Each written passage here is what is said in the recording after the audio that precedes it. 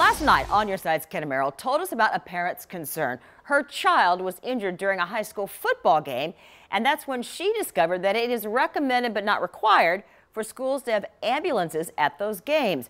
Tonight, Ken has a follow-up with the district's explanation and a school board member's concerns. Ken? That's correct, Jeannie. We spoke to Clay and St. Johns counties, and they told us routinely they have ambulances at all of their high school football games. Duval County does not. We heard from the district. We spoke with a school board member, and this is what brought it to our attention.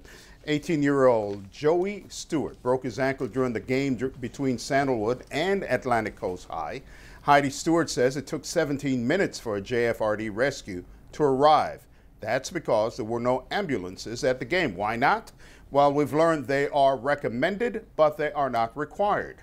The Duval County School District, responding to our questions, said in part, we have certified athletic trainers, sports medicine physicians, and emergency medical services on site in the event of an injury.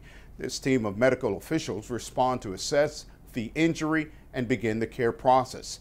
We are confident our preparations provide for some of the safest environments in our region for our student athletes and our opposing teams. Well, school board member Scott Shine says he's confident in the current system, but since our report, Shine has been asking questions and he found inconsistencies. I know that at Fletcher they do have paramedics at every game.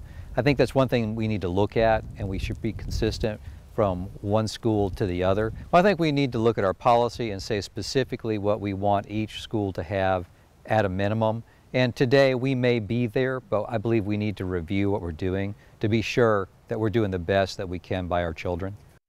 Now, the district says all of our 42 schools, middle and high, have an agreement with an emergency services partner who provides EMTs and paramedics for football events, as well as transportation services.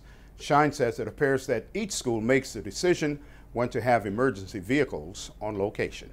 Back to you.